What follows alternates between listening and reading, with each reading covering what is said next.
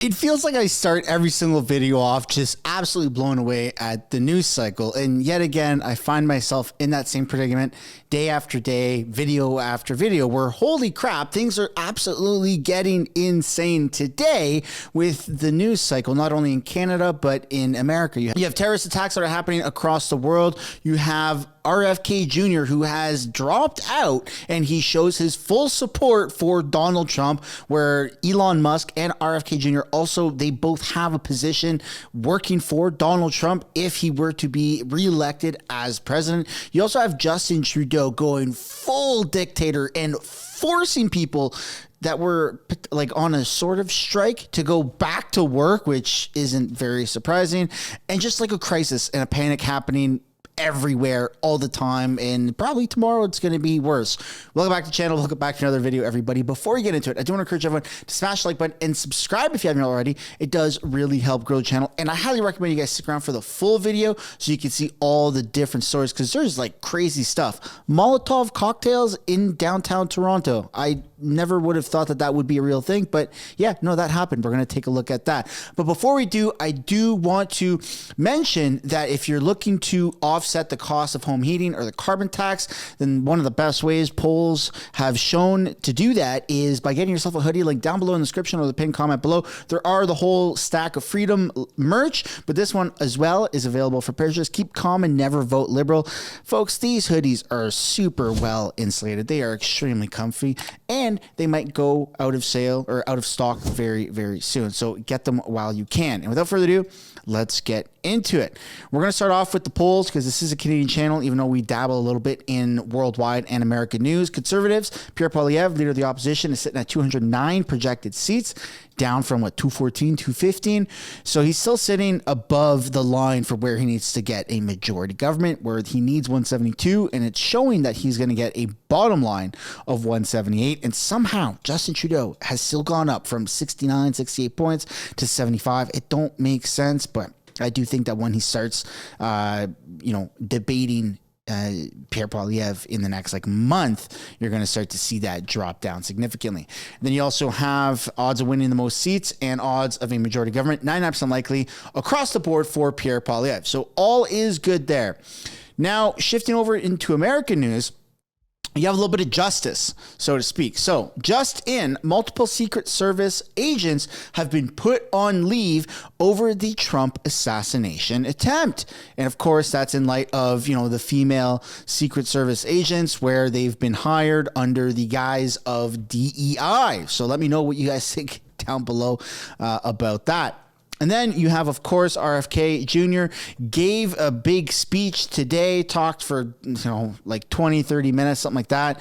And he says that the Democratic Party has become the party of war, censorship, corruption, and big pharma, big tech, and big money. It was a very, very powerful speech. We're not going to listen to it right now. I just don't really have the time to fit that in. But to summarize, Tim Pool has posted some very important news of what has come out of that speech, where he has officially stated his support and is now behind Donald Trump. So that is amazing to see. And let me know if you are American or if you're Canadian, who you would vote for or who you are going to vote for in that election, Trump or Kamala Harris or whatever her name is. And then of course you have this video here is making its rounds on social media. This is the VP Tim Walz's son, who acted like overly emotional. It was just very, very bizarre, but let's take a look at this. World, and I love you.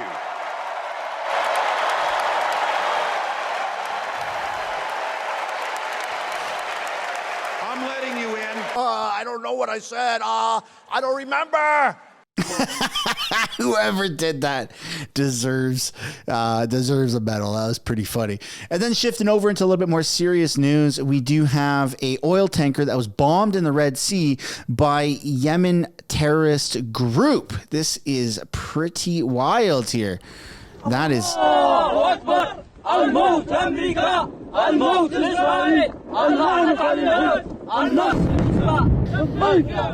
Absolutely insane. It just feels like you're seeing a rise in terrorist activities across the world. And then you also have the price of steak in America is $102. This looks like it's might be at like Costco or something, since it is a Kirkland brand, and it looks like you get 3 or 4 steaks maybe. That's wild, folks. That is absolutely wild. And in Canadian dollars, that's a mortgage right there. That's a mortgage on a house. $102. That seems to be the same price as a mortgage. All jokes aside, that's absolutely insane. And food prices are getting out of control. And also, speaking of getting out of control, the other day, I did talk about how there were calls to make nuclear technology, nuclear weapons queer in America. And I finally have proof of what that looks like. You guys ready? This right here is the first ever photo that's come out of queering nuclear technology. I can't believe this is even a real thing, but it's somehow the Biden administration and the Harris takeover or whatever, they want to queerize nuclear weapons. Extremely bizarre, but let me know what you guys have to say about that. And then you have this video here that's come out. Now, this is it's not extremely controversial, but the lyrics of this video are awesome. This is fake though. It's saying that UK street singing, a UK street singer is singing a hilarious song, but you could see at one point that when he's like talking to the crowd, the song keeps going. Maybe it's dubbed over by this individual artist. Nonetheless, it's very impactful, and we're just gonna take a moment here to listen to it because it's scary. It's very, very scary. The UK's fucked up and there's no one coming over to save me. Elon Musk is trying to beef with Keir Starmer, it's crazy.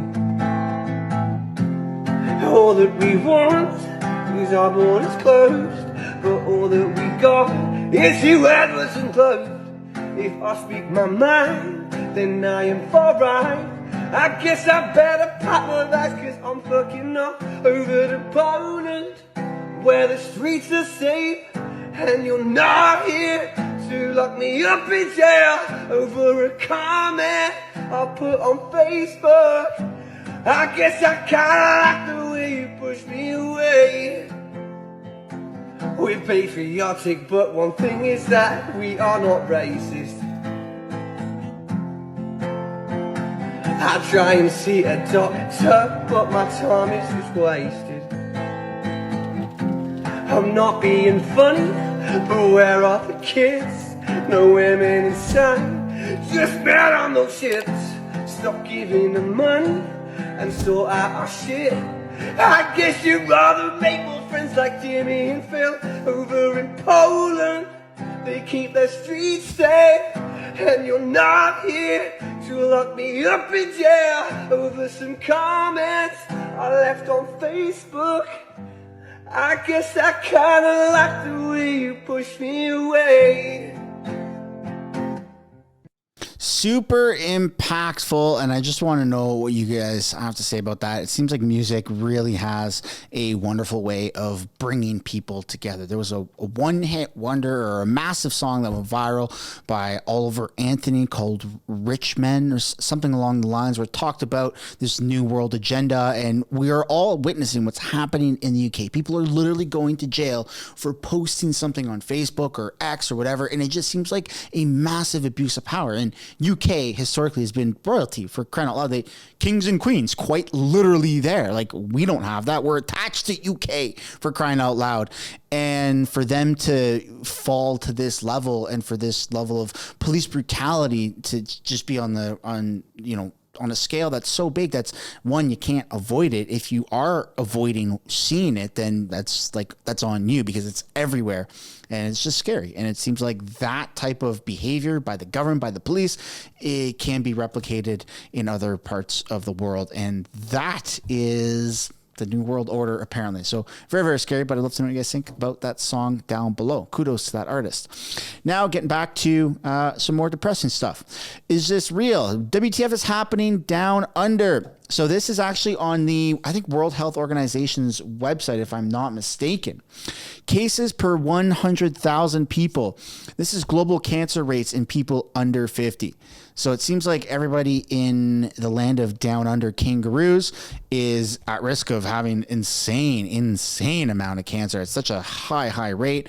And then you also have North America here is really, really high.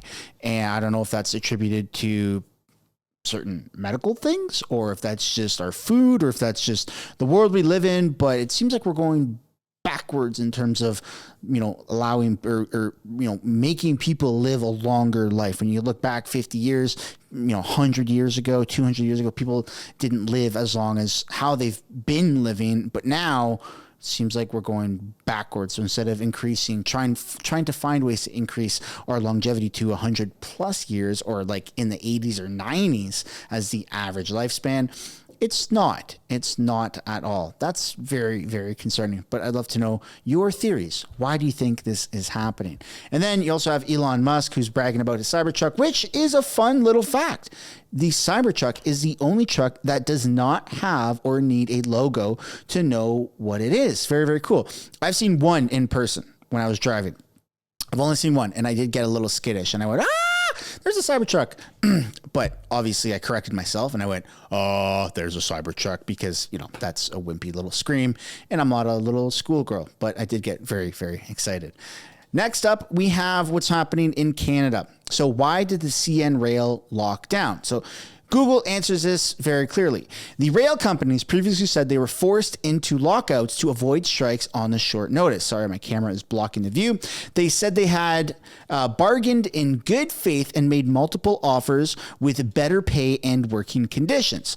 So for those that aren't caught up to speed, we don't have a lot of different railways here in Canada, and two massive rail companies, which the only other one is the passenger cart Via Rail, stopped.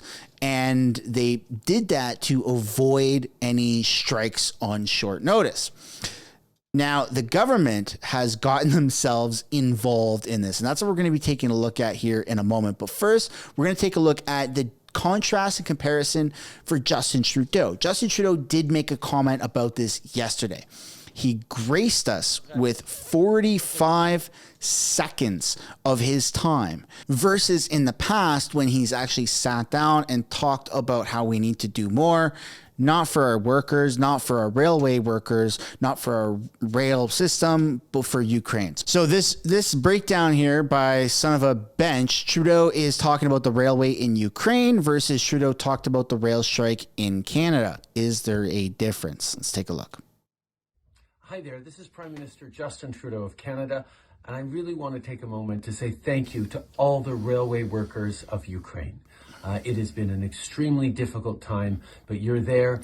All right. Thank you very much. And look, he's sitting down, addressing the camera on his own, not a press conference. That's very professional versus what he did yesterday for Canadians. But I talked to us also about the fact that they are going to be impacted if a shutdown of the rail system continues for much longer. And that's something that is an impact right across the country. Yes, and this is very bizarre for many reasons, but the most is that in order to compensate for the railway stopping, they need to bring in a metric shit ton of trucks, of transport trucks, to then distribute all of the goods across the country. And the carbon footprint is like insane. It's like 400 or 800 times larger to do it by trucks instead of rail carts.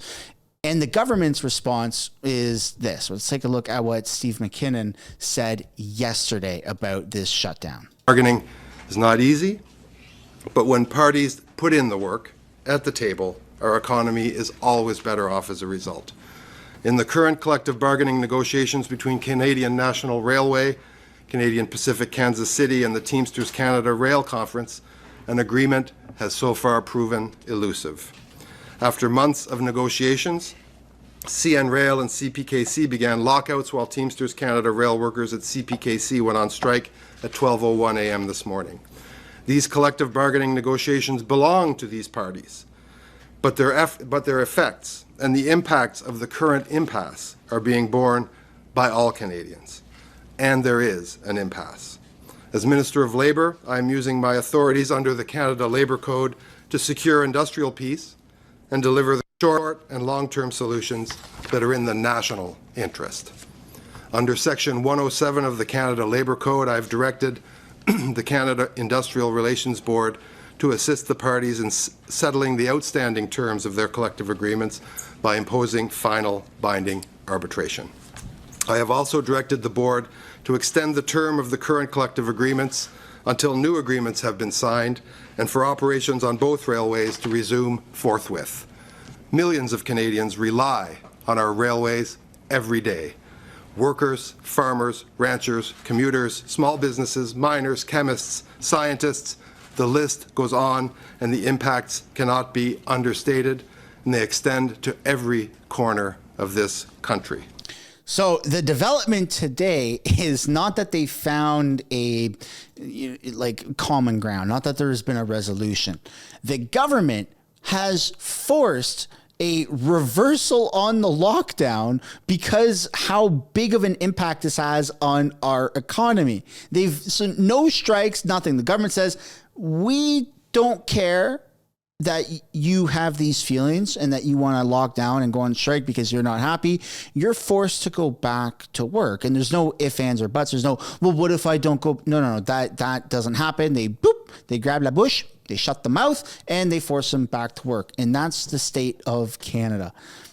CTV has something to say about that. Rail workers are pushing back hard against the federal government's move to get them back on the job. Let's take a look at what they have to say about this. Union representing rail workers at CN and CPKC pushing back against the Trudeau government's move on Thursday to force binding arbitration to end this labor dispute that stopped Canada's two biggest railways.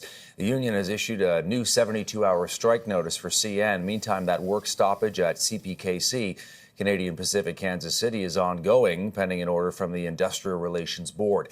Now, there is a lot of confusion here, a lot of moving parts over what this is all going to mean exactly and how it's going to play out. Earlier today, though, the union hitting back at the Trudeau government's Labour Minister, Steve McKinnon, who's front and centre in this dispute. Listen to this. And you make that decision suddenly that, okay, guys, we have to force you back to work. And as far as we are concerned, this is not acceptable. The best way to have a contract is at the bargaining table. We don't believe to let a third party to decide what's going to be our working condition. This strike continue. As far as we are concerned, we notify the CN and CP of a strike notice, and we will use our constitutional right to fight the company here. So. Yeah, I'm sorry to say, but you don't have rights in Canada. They're all made up. It's all FUBAR. I mean, for crying out loud, we don't even own our land, right? You buy a house, you buy property, you don't own it. The government can seize it however they want, whatever they want. It's absolutely insane. So there's going to be more developments as time goes on. This weekend is probably going to simmer down a little bit, and then Monday, Tuesday, probably Monday is going to be absolutely insane for the news that comes out of this. Because yes, the economical impact of shutting down the rail or going on strike and all of those goods just being completely halted and having to compensate for that with trucks. It not only has extremely large amount of pollution if we're talking on the liberal narrative of we got to fix climate change, because one cart is equal to, I think, 400 trucks.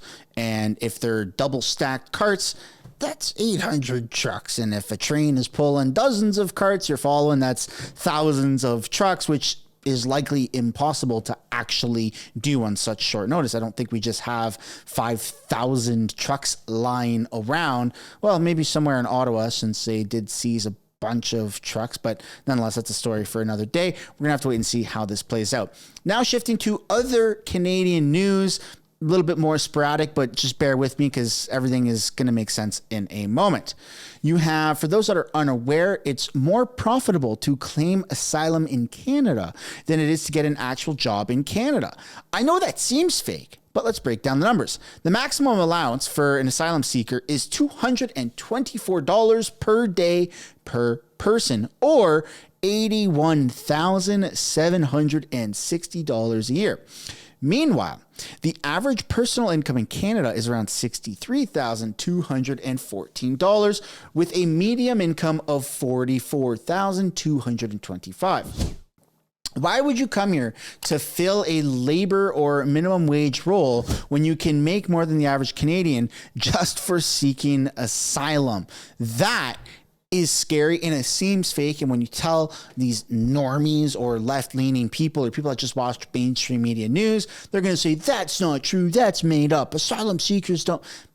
Yes, they actually do make that amount of money. Now, is there a way for just us, just off the top of my head, to claim seeking asylum to get that money? I don't know. I feel like if that were the case, if that were possible, you would have tens of thousands, hundreds of thousands of people claiming asylum in Canada to get that money. But since we likely are all Canadian citizens, or the majority of people watching this video are Canadian citizens, I don't think that that would work. But that would be interesting if somebody investigated if, as a Canadian citizen, you could somehow seek asylum to get on that payroll. Nonetheless, still a very broken system, and Canada has many, many of those, and we're going to take a look at some of them. But before we take a look at some more, I do want to talk about condos. So this is going to be a tsunami, according to Table Salt on X. Just over 80% of new condo investors in the Toronto area are losing their money on rentals. People that bought condos in Toronto from 2021 till present, a lot of people that are selling those condos are selling them for 15, 20, 25% less than what they bought them for. That is just very, very scary considering Canada's economy is on the brink of a recession. But the government would never say that because they've gone ahead and changed the definition of a recession. Remember when the White House did that? Yeah, kind of scary. And since Canada's economy is so closely linked to America's economy, if America is faking it till they make it, so to speak, Canada is also doing the same, which is just very, very frightening because, you know, there's a lot of stuff happening in the world and both of our countries are in tremendous amount of debt, but I'm sure it's fine, says nobody ever. In other news, you have, according to Google, interests in studying in Canada from India have dropped to its lowest level since the pandemic. So here you have a chart. It did peak late 2021, early 2022, and now it is on its way down. So maybe that means that there's going to be less people from India coming here for student visas, because it seems like now that all of this is becoming more and more known by hundreds of thousands, if not millions of Canadians about these loopholes, like the asylum seeking $83,000 a year or whatever the hell salary you get, and all of these loopholes for, you know, visas that people are getting and how they're just staying here and then they're claiming asylum and then getting crazy amounts of money, whatever it is. All that's being discovered by the general public, and videos like this and many others alike are helping it push that out further, so that there's a tremendous amount of social pressure and potentially even enough to sway the votings from corrupt liberals to something else. Like, I don't know off the top of my head, conservatives, but we're gonna have to wait and see how this plays out. In other frightening statistics, you have number of people receiving EI in Canada is up more than 10% in the past year. That is insane. That means that people just don't really have jobs. They don't have jobs. And so they're claiming EI. And this is something that obviously needs to be addressed. We need more jobs. We need more housing. We need more money here in Canada.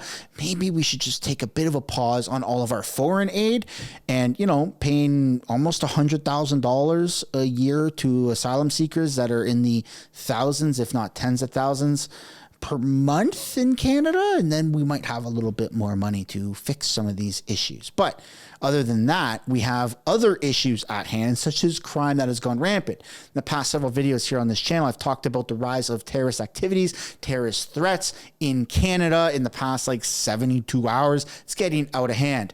And now we're taking a look at something that I never thought I would see. Like, you've seen this in videos, you see this in Grand Theft Auto video games and stuff like that, but it's actually happened in Canada, specifically in Toronto, where suspects were caught on camera throwing Molotov cocktails into downtown Toronto store. Now, it seems they didn't really do it the right way, according to this user. You break the window first, then you toss it in. Effing idiots in that city can't even do crime properly. But they threw it at the glass, and it seems like at least the front of the store is on fire. Kind of crazy that this is happening. And for anyone wondering the location of this, I don't know if somebody in the comments posted it, but I did see somewhere that it is in Liberty Village. So anyone who knows Toronto much better than I do would be able to pinpoint where exactly in Liberty Village that is. And then in other crazy freaking news happening here in Canada, you have a violent kidnapping that was spotted in for those who don't know this part, like people who've never visited Ontario or Toronto, this is called Vaughan Mills. For the longest time, when I first moved to Toronto, I was pronouncing it Vaughan Mills. It's Vaughan Mills, right next to Canada's Wonderland. In the Vaughan Mills parking lot, in broad daylight, police are now seeking suspects. A violent kidnapping happening in broad daylight, Molotov cocktails happening. It's just, what the hell is going on, man? It seems like it's getting out of control. And to top it all off, you have a massive international news account right here. This is a huge, huge, huge account. 1.1 million followers on X. Most of Vizgrad's reporting on X or posts are about, like terrorist activities and stuff like that around the world. And this individual shared this photo here, where Toronto's deputy mayor is speaking at an anti-Israel protest with a Hezbollah flag in the background. That is insane. So it seems like a lot of the politicians that are supporting these like pro-Palestine protests are also being caught with terrorist flags in the background. The actual politicians are. It's not a case of, let's see, off the top of my head, if I can think of a similar type of photo op that would have gone against the other side of the political spectrum, you have the Freedom Convoy, where there's a bunch of Canadians waving a flag. It was a peaceful protest. You got truckers, you got families. It was awesome, right? It was very, very peaceful, and it's been deemed peaceful by the Supreme Court of Canada, where the Emergencies Act was illegally invoked. And within all that peacefulness, you either had a rogue person who did this to sabotage the thing, or a Fed, we don't really know, or at least all that information has been buried by now, had a Nazi flag at the Freedom Convoy. That had absolutely nothing to do with the Freedom Convoy. And there were no politicians that were walking through and saying, hey, man, we support the Freedom Convoy, that were caught with a Nazi flag in the background. Or else you would have had an even more dramatic outcome than what has happened. But now, on the other side, on the left radical side of the political spectrum, you have Toronto's deputy mayor is speaking at an anti-Israel protest with a terrorist flag in the background. Now, I feel like that should be something the media talks about and highlights that as, maybe this person supports terrorism. But you're not seeing that on the mainstream media. And it's absolutely insane. And that's one of the highest forms of gaslighting that's happening in Canada, that only the people on the right side, or if you're if a centrist, like a person with common sense that's just like, I used to be a liberal, but I'm not a liberal now because I don't know what the fuck this Liberal Party is doing. Everybody in Canada is just scratching their heads going, why isn't the mainstream media doing honest journalism? Why isn't the mainstream media doing honest reporting on what's happening? And that is the golden question. And that's the state of full dictatorship on the brink of communism, and also in conjunction with propaganda, state-funded media such as, I don't know, CBC. Not very good. We got to put an end to it. We have to, what's that word? What's that phrase called? Defund the CBC. And there's only one politician I know who has ever advocated for that, and that's Pierre Poilievre. And speaking of politicians, we're going to close things off here with the silliest politician of them all, or the worst politician, depending your mood that day. This dinglebat right here, Jagmeet Singh, who doesn't know what potatoes are. Now, again, this feels like it's fake. This feels like it could potentially be AI, but it's not. It's very, very real. It's on the CPAC live stream. You can see the CPAC watermark right here on the bottom of the video. He doesn't know the difference between apples and potatoes, which is funny because that's almost there for the comparison of, it's comparing apples to oranges. It's comparing apples to potatoes. Let's take a look at what this idiot does. And we just went grocery shopping here in the riding. We bought 2 items. This is baby formula. Costs over $70 for this baby formula. A sack of potatoes, 1 bag of potatoes, costs $9. These 2 items, just 2 items, almost $80. And you got the people in the background that are laughing because they know that that's not a sack of potatoes. And look, I get it. That could be like a mistake. Obviously, like, I don't know if he really doesn't know what potatoes are. I would be surprised if he actually didn't know what potatoes are, but for the sake of having a little bit of fun on this channel to conclude this video, how the hell do you not know what the hell potatoes look like? You know people are going to spin this out of control. You know it's going to make headlines and it's going to be the center focus of a lot of videos or posts. And you know probably millions of people are going to see that you held up apples and said that they were potatoes. Now, is that a Freudian slip? Who knows? Maybe they didn't have a sack of potatoes for the photo op. Maybe there were no potatoes and Jagmeet just said, give me a bag of something that may look like potatoes. People won't know the difference. We don't know, but that is pretty friggin' embarrassing. And speaking of embarrassing, I did find this post here, this TikTok video. It was shared by Table Salt, and this is the new citizenship test in Canada. I almost pissed myself laughing. Let's take a look at this. Man, the government updated the Canadian citizenship test. This is so hard. Updated? Oh, really? I'm Canadian. Ask me something. Okay, what's Canada's official flag? Oh, easy. Maple leaf. No, rainbow flag. When did they change that? Very rapidly, last few years. Oh, ask me something else. Okay, what are Canada's official languages? Oh, easy. English and French. You forgot Punjabi. When did that happen? Very rapidly, last few years. Okay, ask me something else. Okay, in Canada, how much does it cost to get a necessary surgery? Isn't it free? 60 months. When did that happen? Very rapidly. Very rapidly. In the last few years. Last question. This is very easy. Who do you give the land acknowledgements to? Oh, indigenous people. No, this is Chinese territory. What do you mean? I own this apartment. Your rent is late. That's scary because China is going around buying a massive amount of plot of land and buildings, and that just falls into the narrative of you will own nothing and be happy. Ladies and gentlemen, that's what we're going to conclude this video. I'd love to know what you guys think down below about any of the topics that were covered. On your way out, I would like to encourage you guys to smash that like button, subscribe if you haven't already, and we will see you all in the next one. Enjoy your weekend. Bye for now.